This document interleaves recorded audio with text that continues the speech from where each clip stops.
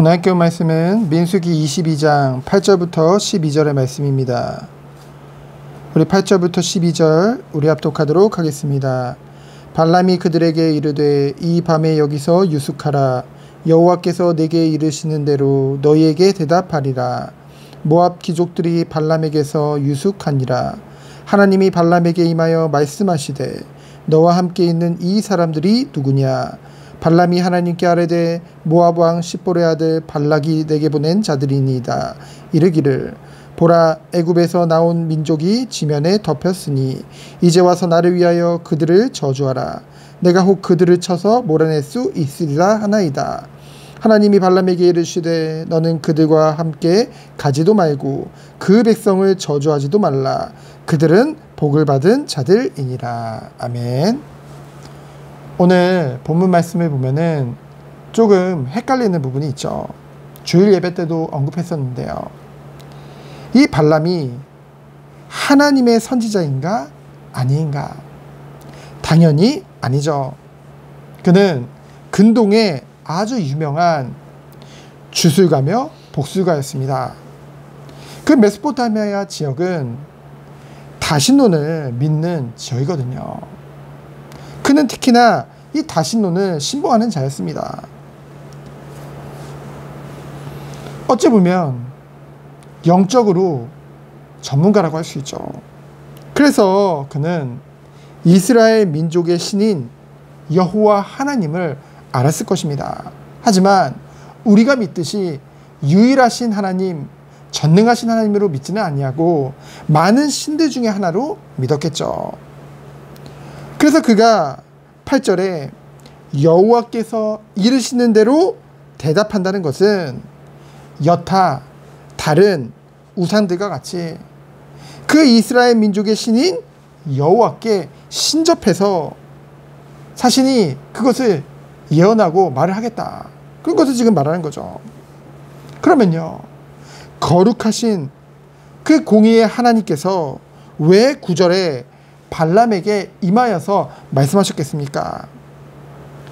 그의 믿음이 없음과 거룩하지 못한 그 의도를 아실 텐데도요, 왜 하나님께서 그 발람에게 임하여서 말씀하셨을까요? 이는 하나님께서는 그 무엇보다 그의 뜻을 이루시는 그 구속의 역사가 중요하기 때문에 하나님의 백성인 이스라엘을 보호하기 위한 비상섭리라는 거죠. 비상섭리, 이 말이 무엇입니까? 우리가 보통 하나님의 섭리에 대해서 얘기를 하죠. 모든 것이 하나님의 뜻대로 하나님이 모든 것을 간섭하신다는 것입니다. 그런데요, 통상섭리라는 것이 있고 비상섭리라는 것이 있어요. 통상섭리는 무엇입니까? 하나님께서 질서 있게 행하시는, 우리에게 행하시는 모든 이들이죠. 그러면 비상섭리는 무엇입니까? 하나님의 구속의 뜻을 이루기 위해 긴급하게 행해야 될 이들이 있을 때 뭔가 기적으로 이적으로 행하신 이들이죠. 하나님은요, 짐승을 통해서도 말씀을 전할 수 있는 분이십니다. 하나님께서는요, 돌들을 명해서도 하나님의 뜻을 전할 수 있는 전능하신 하나님이라는 거죠. 우리가 이해할 수 있는 그런 분이 아닌 것입니다.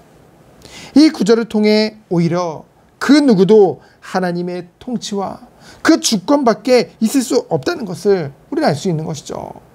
모든 사람이 다 하나님의 통치와 주권 속에 있음을 우리는 알 수 있는 것입니다. 9절에 보면은요, 하나님께서 이 발람에게 질문하시죠. 너와 함께 있는 자들이 누구냐? 하나님이 몰라서 물으셨겠습니까? 그들은 하나님의 언약밖에 있는 자들입니다. 그래서 발람이 스스로 깨닫고 스스로 회개토록 하나님이 기회를 주신 것이죠. 하지만 멸망받는 자들의 특징이 무엇입니까? 절대로 회개치 않죠. 발람은요, 있는 그대로를 하나님께 고합니다.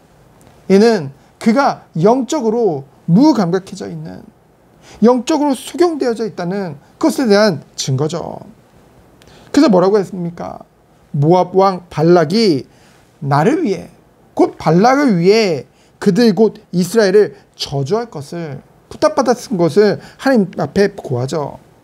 이에 하나님께서는 뭐라고 말씀하십니까? 12절에 보면은 그들과 함께 가지도 말고 그 백성을 저주하지도 말고 그들이 복받은 자들임을 분명하게 증거하시죠. 하지만 이후에 우리가 내용들을 살펴보면은 그 발람은 하나님의 분명한 말씀을 듣고도 여타 다른 우상을 대하듯이, 그렇잖아요. 귀신 들린 자들이, 무당들이 어떻게 합니까? 자기가 모신 신에 대해서 얘기를 하죠. 그 뜻을 사람들에게 전하죠. 하지만 그 뜻을 돌이킬 수 있다. 그러면서 이것도 하고 저것도 하면 된다. 이런 식으로 알았다는 것이죠. 그래서 하나님의 뜻을 돌이켜 자신의 유익을 위해 설득하려고 합니다. 멸망받을 자들의 모습이죠. 그래서 오늘 말씀을 통해서 우리에게 주시는 교훈은 무엇입니까?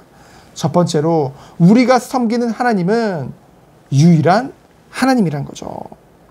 하나님은 여타 다른 우상들과 다른 것입니다. 창조주 하나님이에요. 영원하신 하나님이십니다. 모든 것을 주관하시고 모든 것을 통치하시는 참 왕이라는 것이죠. 그렇기 때문에 모든 것이 하나님의 섭리하심 속에 있다는 것입니다. 두 번째는 무엇입니까? 하나님은 설득의 대상이 아닌 복종의 대상이라는 거죠. 우리가 말씀을 통해 하나님의 뜻을 알았다고 한다면은 그게 혹시라도 당장 힘들게 느껴지더라도요, 우리는 하나님 그리하지 마옵소서가 아니라 하나님의 선하심과 인자하심과 긍휼하심과 그 사랑이 풍성하심을, 그 하나님을 믿고 신뢰하며 기쁨으로 복종하는 것이 우리의 본분인 줄 믿습니다. 하나님을 신뢰하기 때문에 하나님의 말씀에 순종하는 거죠. 그러면서 마지막으로 뭡니까? 그래서 오늘도 우리에게 정말 점검해야 될 것이 있어요.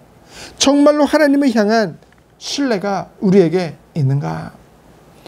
이 아침에 그것을 점검하고 묵상해보길 축원드립니다. 우리의 모든 것을 주관하시고 모든 것을 섭리하시는 그 하나님, 하나님의 구속의 역사를 단 한 번도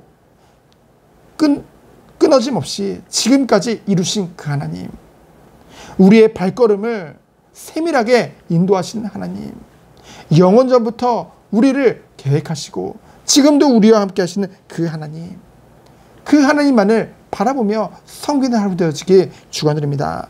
오늘 수요 예배 있습니다. 오늘도 예배로 영광 돌리는 가운데 하나님과의 친밀한 교제 속에 들어가는 우리 성도님들 되어지기를 예수 그리스도 이름으로 축원드립니다. 시작 기도합니다. 하나님 감사합니다.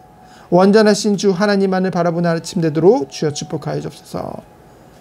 오늘의 첫 시간 오직 주님 앞에 내 모든 것을 드리고 신뢰함으로 순종함으로 나아가는 하루 되도록 주께서 축복하여 주옵소서.